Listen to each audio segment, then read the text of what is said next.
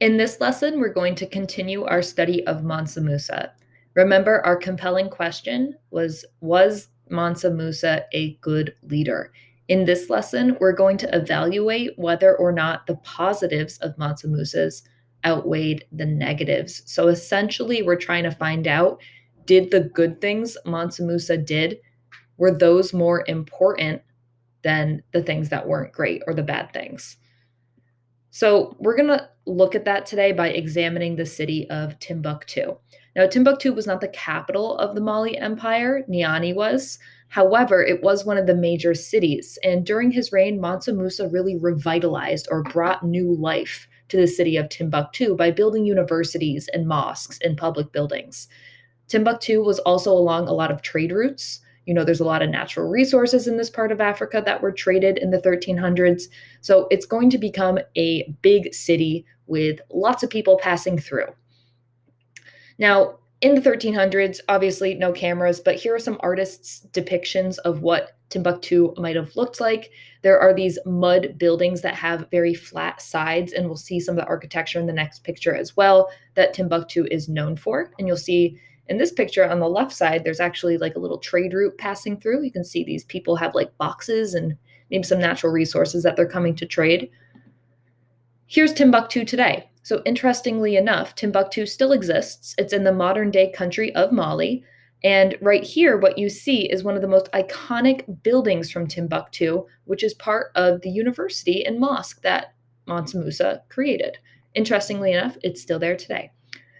So what you're going to do is open up these Timbuktu sources, and it's going to bring you to a Google drawing that looks like this. So in the background, you have an illustration showing what an average day in Timbuktu might have looked like when Mansa Musa was alive. And you have these yellow boxes kind of pointing out different parts of the image, everything from the camel caravans bringing in natural resources to the architecture to the university and mosques that exist in Timbuktu. And you'll notice for each of these little yellow boxes, you have something that says read more. Now, if you click that, it's going to give you more details about exactly what Mansa Musa did in Mali. And that's how we're really going to find out, did the good things he did outweigh the bad things? And as you're looking at that, this is your note catcher today. So this is how your teacher is going to make sure you understand this lesson. The directions say, explore and read the Timbuktu sources carefully. Then record evidence to support each of the claims below. So we have given you two claims. In green, it says, the positives of Mansa Musa's reign outweigh the negatives. In red, it says Mansa Musa's reign may have had some positives, however, the negatives were more important. Your job today is to find evidence supporting both of these sides. So you might go here, read something about what Mansa Musa did with the university, decide which side you think that supports, and then paraphrase or use a direct quote here. And don't forget to give the source as well. So you want to spend some time really looking through this information so you can fill in this note catcher.